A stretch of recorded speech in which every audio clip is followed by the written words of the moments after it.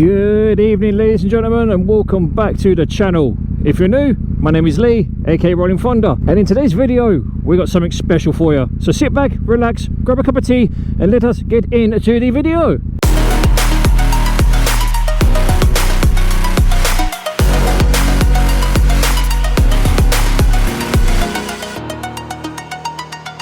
So, ladies and gents, how are we all doing? I hope you're doing well. And in today's video, there's something special is shit you cannot make up. Now allow me to set the scene. As you guys know, I work in the motorcycle retail industry. My place of work has off-street parking outside the front of the shop and also down the side. Now the story goes like this. I get to work at about 10:05-ish. We open at 1/2 so I've got plenty of time to get ready and whatnot, which I do. And the first couple of customers come through the door literally at 10:30, just as the doors open. So as you can imagine, it's like all hands on deck, and we get cracking, we get serving customers and so on. And this is where it gets fucking interesting. Say for example, where the edge of my tank is, that's the front of the shop. Now I've got the bike parked pointing outwards like that, as you normally would do, and someone, well, I don't know who they are, but I know they're a customer. They turn up on a BMW GS. Now I don't know if it was a GS Adventure or a GS 1200, but whatever it was some big fucking tank of a bike. So I'm sitting there minding my business and I think, oh shit, I haven't put the chain on the bike. So I go outside, and I kid you fucking not, ladies and gentlemen, the way this gentleman had parked his GS was something out of a comic book. I'm telling you, he literally near enough T-boned my R1 in the way that he parked. And I was like, dude, what the actual fuck is wrong with you? I mean, naturally you can't say that to the customer, but I thought it. It was like, really? Are you off your fucking head? But ironically, this customer was not the only one that did it. We had probably half a dozen customers today alone park their fucking bikes the wrong way. Now if you excuse me for a moment, I need to get some petrol. See you in a minute. Right, now that's all done, let's get that semi-warm start, baby. Yeah. Listen to that cross-plane crank motor sing.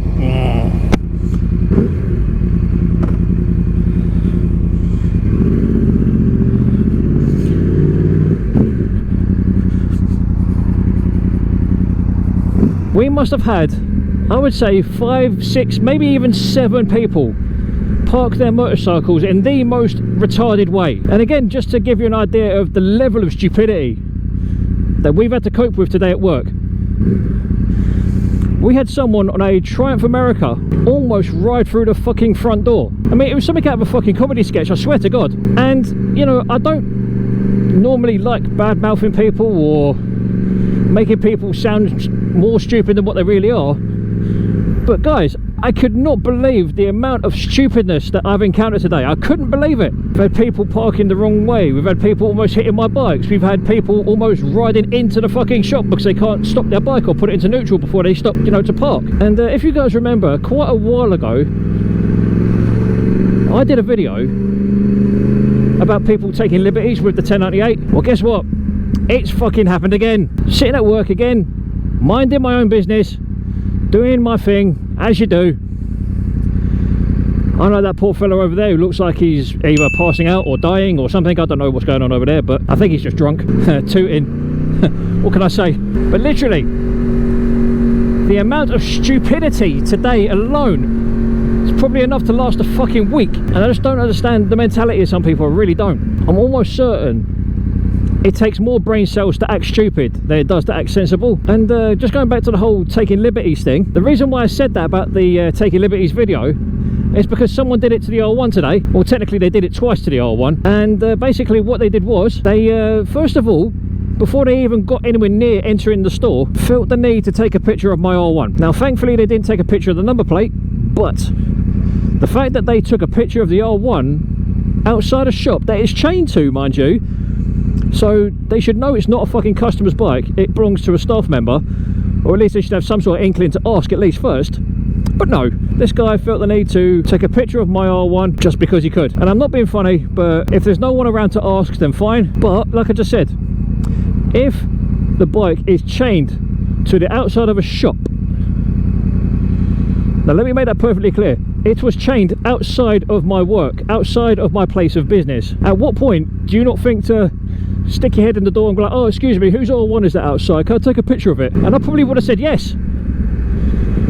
But to add insult to injury, and again, if the person had asked, I may not have had a problem. To add insult to injury, ladies and gentlemen, the geezer allowed his child to sit on my R1. When they eventually came into the store, the child smelt like it shat itself. And I don't mean, you know, just a little, I'm talking about a full-on, like full-on squelchy shit. And I was like, dude, come on. What if that child, or should I say, what if that child's nappy had leaked on my bike? Would you have told me?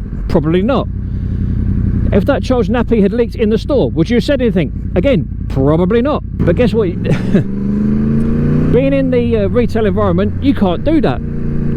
You can't walk up to a customer and be like, look, oi, I'm not being funny, but your kid stinks. You can't walk up to a customer and say, oi, I'm not being funny, but you've just taken a picture of my bike, delete it. I'm asking you nicely, delete it. And believe it or not, since buying the R1, I've had quite a lot of people comment on it outside of my place of business. I've had a lot of people comment on it when I'm out on it. Like, for example, I'd be sitting here and I have someone on a moped or someone else on another sports bike come up to me, oh bruv, that bike's sick, it's so clean. Terrible roadman accent, I do apologise. Both the 1098 and the R1 both command respect. They both command attention. Well, I think they do anyway.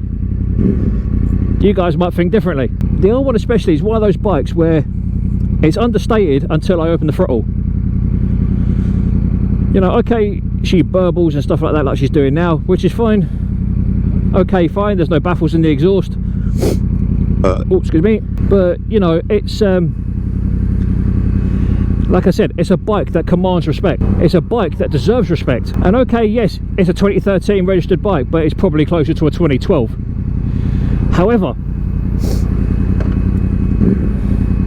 both the 1098 and the R1 both deserve a level of respect and have more talent than I could ever have. I mean, for example, at some point this year I'd love to learn to wheelie the R1. I think I can wheelie the Ducati as it is, purely because I was able to wheelie my 848s and my 748s and stuff like that, so I think I can do it without too much of a problem. But trying to wheelie the R1, nah, it's a different ball game, completely different. And that's primarily down to the clutch setup. And what I mean by that is that the R1 has a cable clutch, whereas all my Ducatis have had hydraulic. So the feel through the lever is a little bit different. And that's not me trying to say that I don't want to do it or I can't do it. I just need the training to do it. But anyway, that's beside the point. And I even had a customer come in today. Right, this is literally just me bitching about my day at work more than anything. I had a customer come in and try and claim that our rides were made of plastic. It's like, dude, what actual planet are you on? Thanks to the work environment, or should I say the workplace environment, I can't turn around and say to someone, do you know, you're a fucking idiot for saying that about an Arrow. Arrows are some of the strongest, best well-known, best made helmets in the world, and you're trying to tell me that they're made of plastic. No boss, I think you've got that very, very wrong. Shut up. But anyway, I digress. The shit that I've seen today, I could not make up. I really couldn't. If seeing was believing, you would have to have been there to have seen it. I kid you fucking not. The way the guy on that GS parked, I literally thought he'd fucking stuck his front wheel into the fairings of the R1. I really did. We had like 2 or 3 KTMs do exactly the same thing. We also had a couple of 125s do it as well. Don't ask me what they were, because I was too busy fuming to actually take any notice of them. But it's like, wow, just fucking wow. You know when you just stare in disbelief? It's like, what? And that's another thing. I've had the R1, what, almost 3 months now. And I've had people already, right, I kid you not, fucking already, come up to me or come into the shop seeing that it's parked outside of my work or parked outside wherever I happen to be and it's chained up and whatever else. Now bearing in mind, there's no for sale signs on it. There's no of those stupid inquire within signs on it. It's got nothing like that on it, so absolutely no fucking indication that the old one's for sale, right? God's honest truth. I've had people come up to me or come up to my work colleagues and go, oh, is that R1 outside for sale? And we're like, no, it's a staff member's bike. It's like, oh, how much do you think they'd want for it? At what point do you not understand it's not for fucking sale? If it was for sale, it would have a fucking for sale sign on it. So if it's not for sale, there's no sign on it saying that it is for sale. So therefore, it's not for sale. But people still ask. It's like, I don't understand. If there's no signage or there's no for sale sign poster, oh, he's busted his phone. Oh dear, that bus has had a bit of a ding dong. Right, so as I was saying, the bike is not for sale.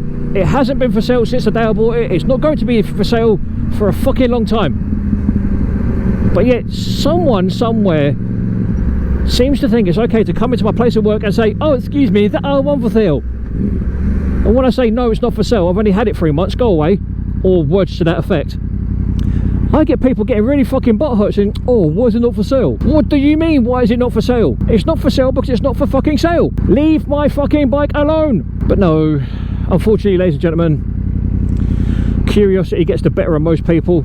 Oh, rude boy, it's not that cold, you know. Curiosity gets the better of most people.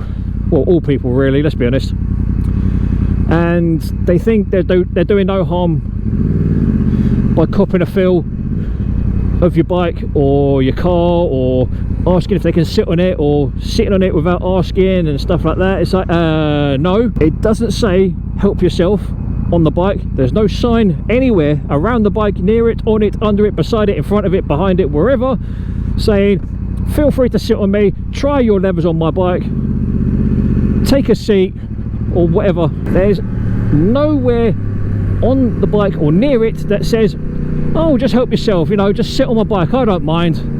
You know, the owner doesn't, you know, take any pride in it. You know, just fucking throw your leg over it, scratch the fuck out the tank, whatever. Do your thing. But no, again, that's where people don't learn. And I'm not a violent person, but if someone tries to sit on my bike again, I've just had enough of people taking liberties with my stuff. You know, I don't have a problem if people ask. But if you don't ask, don't fuck it up yourself. It's literally, you know, one of the unspoken rules. You do not go and sit on someone's bike unless you're asked to, or if someone offers to. Do you know what I mean? But anyway, it is what it is, I suppose. And as always, ladies and gents, I thank you for being around. I thank you for sticking around to the end of the video. I hope you found it entertaining and it wasn't too sweary and it wasn't too rude for you. And if you've got any questions about the R1, feel free to put it in the comments box down below, and I will do my best to answer them as soon as I can.